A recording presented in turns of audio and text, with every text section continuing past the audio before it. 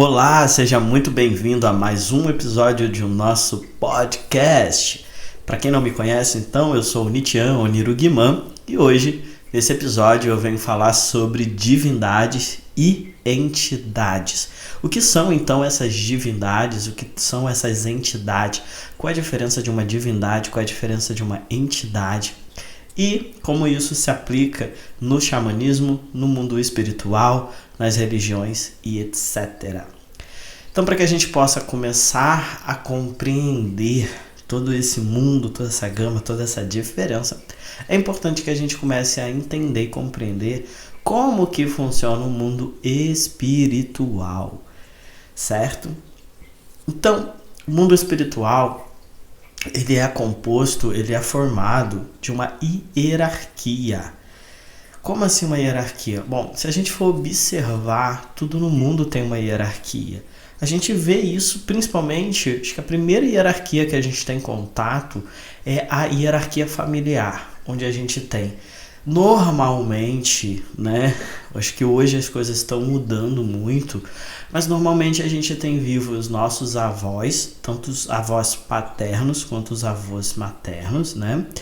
A gente tem os nossos pais, daí vem a gente e depois vem os nossos filhos. E por aí vai, continua essa hierarquia. Que onde os mais velhos, né, eles detêm uma maior sabedoria, eles detêm um maior tempo de vida, eles detêm uma maior experiência de vida, ou seja, de uma certa forma, eles estão mais evoluídos ou mais avançados, né? De alguma certa forma, se a gente for parar para pensar em experiência de vida. Claro, a gente sabe, né? A gente pode dizer que existem algumas pessoas que infelizmente não evoluem com o passar do tempo. Mas não é o caso aqui, é só para a gente entender, começar a entender a hierarquia. Quando a gente começa a olhar para outros lugares da vida, a gente vê que tudo tem uma hierarquia. Então, um bom exemplo disso no mundo corporativo, numa empresa, você tem ali o fundador da empresa, você tem o presidente, você tem o diretor, você tem o gerente, você tem, né, até chegar nos cargos mais baixos. Então, para tudo na vida tem uma hierarquia, certo? E assim é no mundo espiritual. Por quê? Porque assim na terra como no céu, assim embaixo como em cima e por aí vai. Então é uma reprodução, né? Aí a gente poderia dizer assim, olha, mas uma empresa corporativa foi uma criação do homem, até um certo ponto, né? Mas foi justamente copiando uma hierarquia que já existe, que já funciona. Onde no plano espiritual, né, a gente tem então o criador de tudo que é o grande espírito, que a gente aqui no Brasil, como eu já falei, a gente chama de Deus.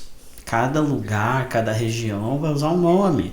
E é só um nome para uma mesma força, para uma mesma energia.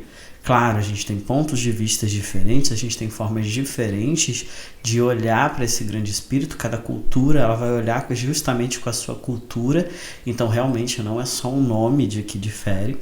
Mas se a gente for entender de uma forma mais profunda, Deus, God, Allah e por aí vai, como Olorum, Shiva ou Brahma, né, dependendo da cultura, por aí vai. Cada um vai olhar, a gente está olhando e está falando de uma mesma energia. Não existem deuses diferentes nesse sentido do grande criador de tudo que é, certo? E se é o criador de tudo que é, se é o grande espírito, foi tudo que criou, tudo manifestou, ele é o maior dentro da hierarquia. E depois começa as criações dele. E dentro das criações dele, vamos colocar assim, podemos dizer que são criações dele, mas na verdade são emanações dele. Como assim emanações dele? Ele emanou essas frequências, ele emanou tudo isso. Então, Deus, o Criador, ele é todo infinito, o todo poderoso, todo onipresente. Se ele é todo infinito, ele tem tudo dentro dele, ele tem tudo composto nele. E ele tem uma infinitude de frequências que a gente pode chamar de qualidades, né? E toda essa infinitude de qualidades que o Criador ele manifesta, né? Cada qualidade, cada frequência é o que a gente chama de uma divindade. Então, para a gente começar a entender. Então, por exemplo, se a gente for olhar dentro da linha da Umbanda, que está mais próximo da gente, porque a Umbanda é muito brasileira, a gente tem, por exemplo, dentro da qualidade, dentro da frequência da paz, também da espiritualidade, o Oxalá, que é muito conhecido, que também ele vibra na frequência crística. Essa frequência que a gente chama de frequência crística está na frequência de Oxalá, certo? Se a gente for olhar para a frequência do amor, a gente tem Oxum na frequência do amor.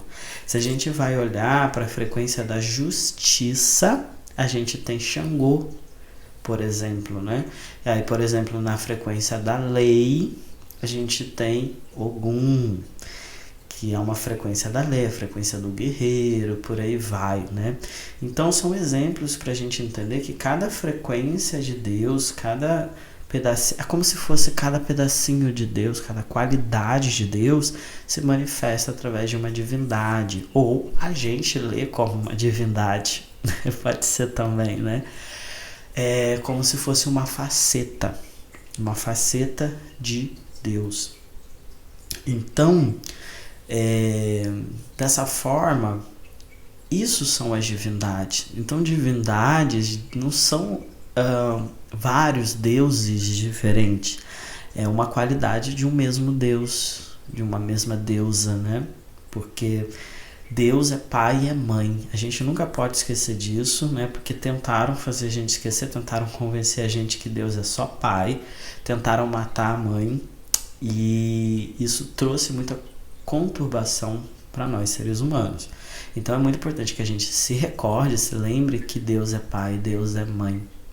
Então essa frequência de tudo que é esse casal cósmico, eles se manifestam em diversas frequências, onde, claro, o que tem uma qualidade masculina da criação, ele vai manifestar-se nas divindades masculinas, e a parte de Deus que tem uma qualidade feminina, ele vai se manifestar nas divindades femininas.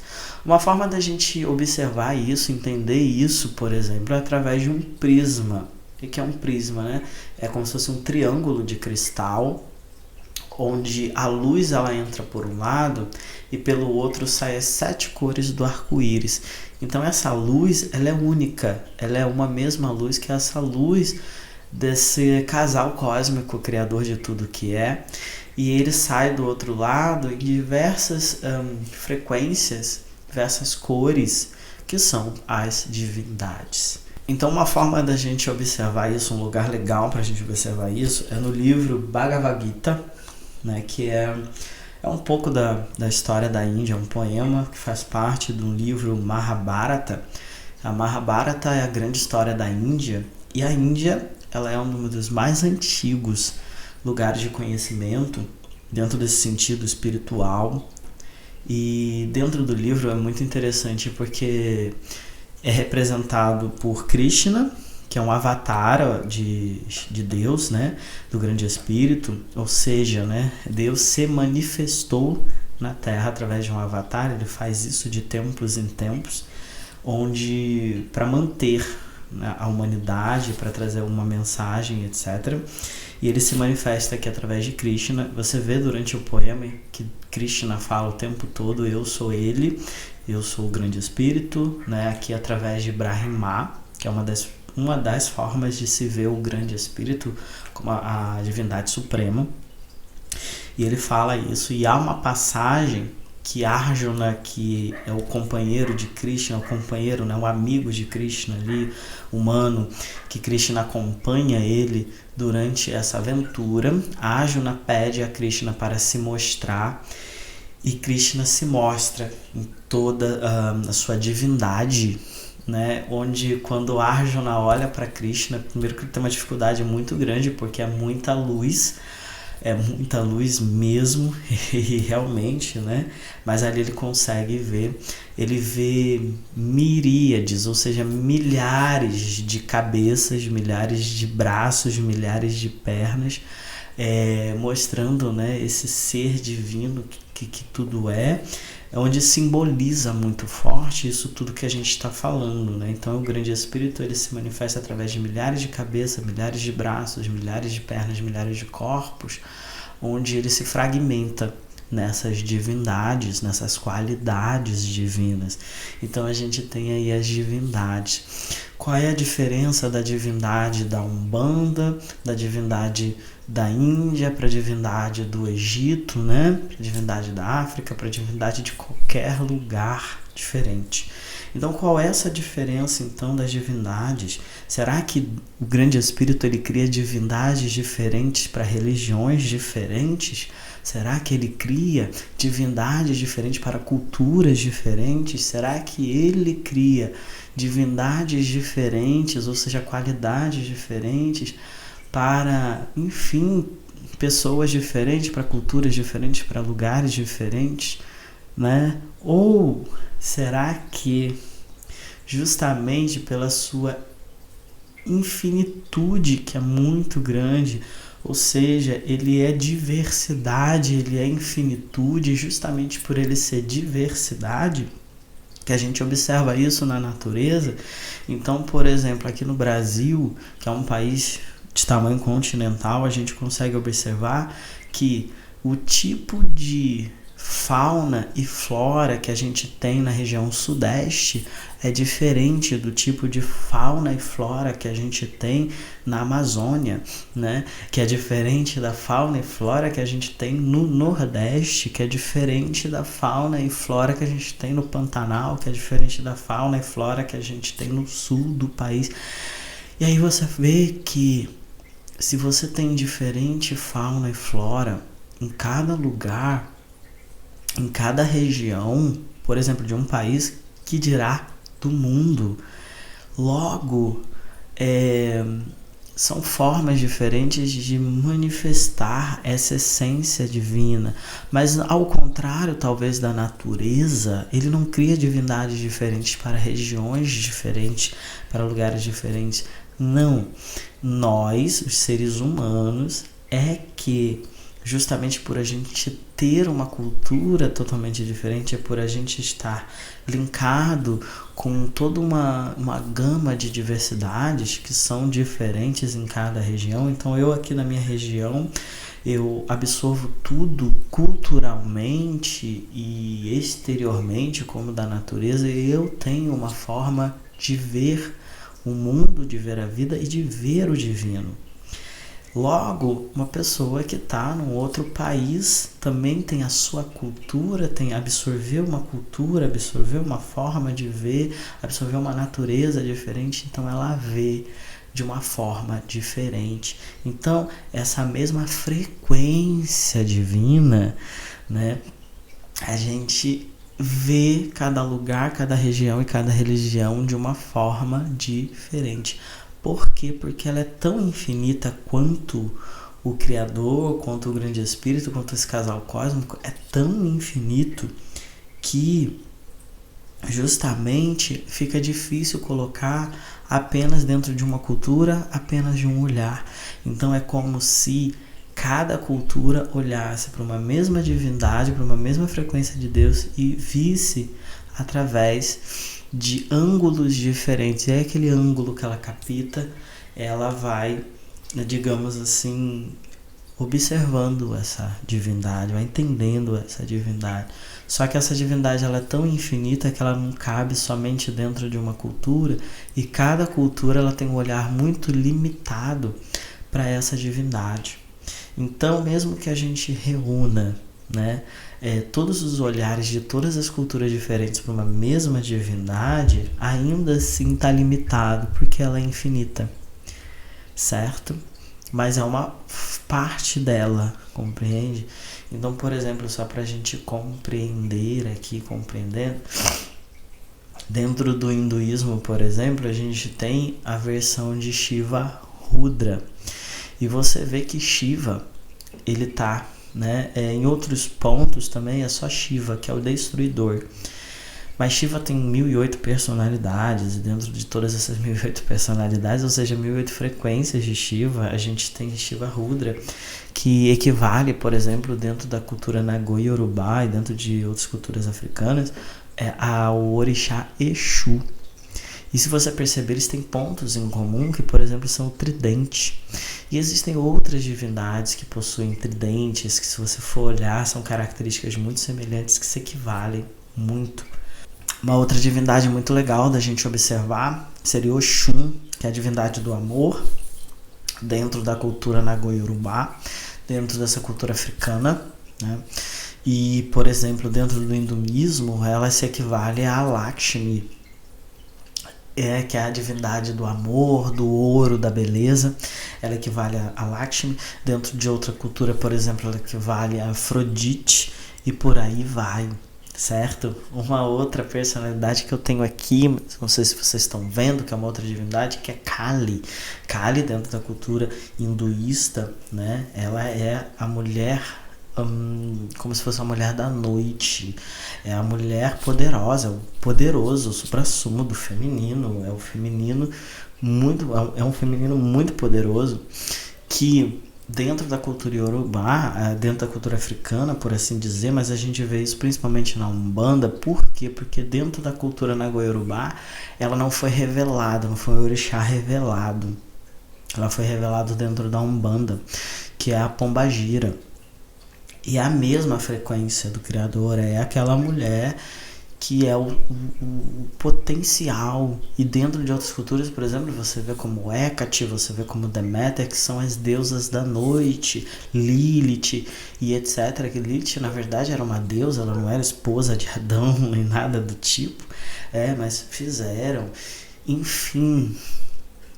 Então, a gente tem aí todas essas divindades, a gente vai vendo muita semelhança, algumas diferenças, claro, porque são culturas diferentes, estão olhando, mas a gente vê muita semelhança.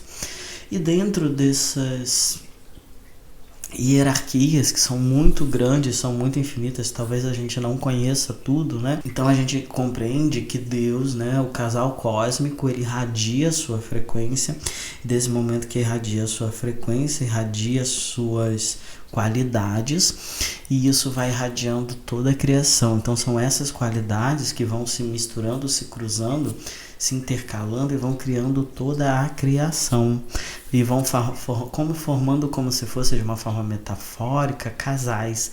Então uma qualidade se mistura com a outra, que vai criando as criações do universo. Dessa forma vai se criando tudo até que chega até nós, os seres humanos.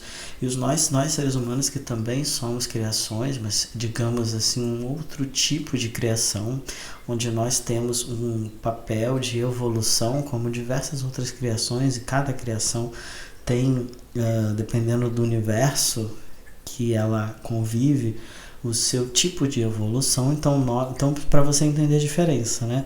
Os orixás, eles são, né, os orixás, as divindades e os deuses, eles já são parte de Deus, porque eles são frequências irradiadas de Deus.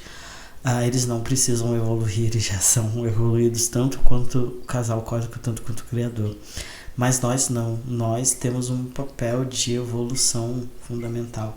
E conforme nós vamos evoluindo, né, nós vamos retornando, mas é como se a gente fizesse parte de uma outra perspectiva de todo esse Criador, como se fosse um outro criação. Por isso que nós somos filhos e as divindades não são. Eu acho que deu para entender. E assim, dentro desse papel evolutivo, então a gente tem, né, os que estão encarnados, os que retornam a encarnar, os que vão para o mundo de baixo, porque acabaram, digamos assim, indo para caminhos não tão positivos. A gente tem os que vão para o mundo de cima, ou que vão para caminhos mais positivos, daí vão ascensionando. Então a gente tem os mestres ascensionados, e enfim, e aí dentro dessa ascensão vão tendo hierarquias. Então, para a gente entender, a gente que está encarnado, a gente desencarna, e quando a gente desencarna, a gente se torna o que a gente chama de espiritualidade, ou seja, a gente se torna um mundo espiritual, a gente se torna parte do mundo espiritual, certo? E quando a gente se torna parte do mundo espiritual, a gente vai com o nível de consciência que a gente adquiriu aqui, junto com as outras vidas que a gente tem, certo?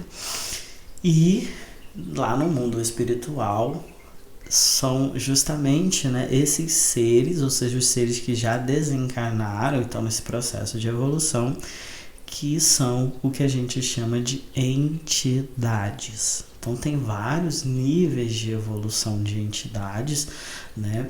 E aí eles formam o que a gente chama de entidade. Daí, qual é a grande diferença, qual é a grande sacada? Que se você entender que existem vários níveis de evolução, que há seres muito mais evoluídos que a gente, por exemplo, e que muitos espíritos, né? Essas entidades, então, vamos botar assim, como é que funciona. Pra gente entender isso, a gente vai olhar um pouco com o olhar da Umbanda, né? Porque a Umbanda, ela traz isso muito fortemente. Então, por exemplo, a gente tem Oxalá, que é uma divindade, ela irradia a sua luz. E aí na linha de Oxalá a gente tem ali mestres ascensionados. Na linha de Oxalá, como por exemplo Jesus Cristo, certo? Jesus Cristo encarnou, veio, fez a sua missão, desencarnou, ele está trabalhando na linha de Oxalá. Daí, o que acontece, né? Existem vários espíritos que no seu caminho evolutivo vão trabalhando para Oxalá, vão trabalhando para Jesus. Então, trabalha na linha de Oxalá, recebe os comandos dessa divindade que são passados através de Jesus. E aí, então, por exemplo, seriam como se fossem os rezadores, os benzedeiros, os missionários, né? Tá muito ligado à paz, à religião, essas coisas. Então é como se fosse, por exemplo, assim, né? Um padre que realmente está fazendo o seu papel, que está realmente conectado à luz, né? Como se fossem os santos católicos, um exemplo. E aí ele vai desencarna, e ali ele vai trabalhar na linha de Oxalá, quem vai receber os comandos de Jesus e vai, né, vir aqui. Por quê? Porque quem está desencarnado há pouco tempo está mais próximo da gente, certo? Então é isso que a gente chama de entidade. Então o pessoal que incorpora na Umbanda, por exemplo, né, quem incorpora são esses espíritos. São esses espíritos que desencarnaram. E muitas vezes são esses espíritos que nos acompanham, que nos ajudam, mas aí a gente não trabalha numa linha de incorporação, trabalha numa linha espírita. São esses espíritos que guiam os irmãos, né, que estão precisando para um centro de espírita, tudo mais, para o médium poder receber, para o médium poder falar, né, coisas do tipo. E também são eles que estão nos acompanhando, nos ajudando aqui no nosso processo evolutivo aqui da Terra. Então, às vezes a gente tem uma intuição, a gente ouve como se alguém estivesse falando alguma coisa no nosso ouvido, alguém sopra alguma coisa no nosso ouvido, algo do tipo. Quem faz isso são essas entidades que estão ligadas a essas divindades, que são ligadas aos mestres ascensionados. Então, quando vem, por exemplo, isso é muito legal quando a gente olha na linha de Umbanda, por exemplo. Por quê? Porque você vai no terreiro, você vai em diversos terreiros e pode estar acontecendo giras em todo o Brasil. Em todo o Brasil tem vários terreiros, milhares de terreiros, onde em todos os terreiros eles estão incorporando, sei lá, os seus 7 flechas, né? O caboclo 7 flechas. E aí você fala, gente, como é que o caboclo 7 flechas consegue incorporar em todo esse pessoal? É porque, na verdade, são diversos espíritos que trabalham na linha do caboclo 7 flechas. Né? Então é como se fosse o quê? Tem o orixá Oxóssi, que irradia sua luz, ele irradia sua frequência. Então, por exemplo, um dos trabalhadores na linha de Oxóssi, muito provavelmente é o mestre Pena Branca, que é um mestre ascensionado. Ele recebe aquelas informações, ele está muito conectado com o mestre, com o orixá Oxóssi, e ele vai passando essas informações para os seus generais, seus guerreiros, e aí os generais vai passando para o guerreiro, né, para os seus comandantes, e piriri, pororó, pururu. E aí cada espírito que incorpora em cada terreiro, na verdade, são espíritos desencarnados que trabalham na linha de Oxóssi, e são espíritos completamente diferentes. Então eu posso estar incorporado aqui na minha casa, tem um terreiro de Umbanda na frente da minha casa. Se eu incorporo aqui o seu 7 flechas, a entidade que eu vou incorporar aqui é uma, e esse pessoal que vai estar incorporando lá seus 7 flechas é outra entidade, é outro espírito que está se utilizando desse nome, né? Porque dentro da Umbanda eles são muito anônimos, você não sabe quem eles foram em outras vidas, mas ele diz a linha de trabalho dele através desse nome. Então é isso, entidade é isso, orixá é isso.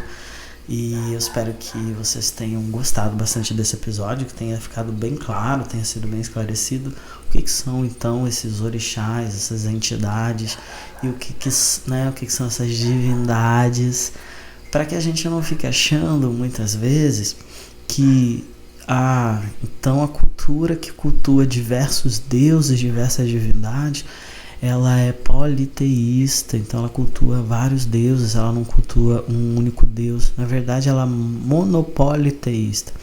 Ela acredita num Deus maior e cultua diversas divindades, ou seja, diversas facetas desse mesmo Deus. Porque, como a gente viu no Bhagavad Gita, e eu sugiro a leitura desse livro, você vê que Deus tem milhares, infinitas facetas, infinitas formas, infinitas faces, né? E é muito interessante porque a arqueologia vai lá, por exemplo, no Egito, cava e vê que eles cultuavam diversos deuses e acha, sem um entendimento maior das coisas, que eles eram politeístas, cultuavam deuses diferentes, e na verdade eles cultuavam frequências de Deus. Porque se a gente for olhar na origem da cultura Nagô-Yorubá, por exemplo, que é a cultura de orixá, cada região, na verdade, cultuava uma faceta de Deus, cultuava um orixá, né? Então cada região ali que está muito ligada a essa cultura de orixá, cultuava um orixá diferente. Então tinha uma região como se fosse uma vila, né? Ali que cultua Oxalá, tem uma outra vila que cultua Oxum. Quando chega no Brasil é que se une todo esse conhecimento e eles passam a cultuar todos os orixás em um lugar só. Mas é isso, por quê? Porque é aquela frequência de Deus que está chegando mais para eles, é aquela frequência do grande espírito que está fazendo sentido para eles, né? Para a gente entender isso de uma forma bem simples, nós cultuamos uma faceta de Deus que chegou para a gente muito pelo catolicismo, que é uma faceta de um pai terrível, que está olhando para tudo que a gente está fazendo, anotando num caderninho, né? Aquele pai carrasco, né? A gente não pode errar, que ele já pune a gente. Essa faceta de Deus, ela existe? Com certeza, porque se Deus é infinito, ele existe de diversas formas. Mas só existe essa face de Deus? Não. Então seria mais ou menos isso. Para você entender, aqui no Brasil a maior parte, principalmente quem traz muito essa cultura católica, vai olhar para Deus dessa forma, né? Como um pai carrasco, punidor, e só pai, não lembra da mãe, a mãe não existe, coitada. Mas como um pai muito severo, um pai punidor, velho, que vai te castigar por tudo que você fizer, vai te jogar no mármore do inferno por qualquer erro. E aí você olha para uma outra cultura que tem uma outra visão de Deus, ou seja, olha para uma outra faceta, como por exemplo no hinduísmo, onde a gente tem Shiva, que é o benéfico. Shiva, ele é o benéfico, uma das facetas dele, por exemplo, traz muito isso, é amor, é isso, e que ele vai te tratar com amor, ele vai cuidar de você com amor, ele te ama tanto que ele é capaz de perdoar muitas coisas que você fez, mas existem algumas lições que você precisa aprender, E às vezes você precisa aprender através da dor, é mais ou menos isso, e você vai entendendo melhor essa divindade. Ela não está te punindo, ela está te trazendo entendimento, evolução e etc. E muitas vezes quem está nos punindo somos nós mesmos, não é Deus, certo? Então, pessoal, esse é o podcast de hoje, Divindades e Entidades. Eu espero que você tenha gostado. Se você gostou, dá o seu joinha, dá o seu like. Se você acha que isso vai servir para outras pessoas, compartilha. Coisas boas merecem ser compartilhadas. Eu fico por aqui, a gente se encontra nos próximos episódios.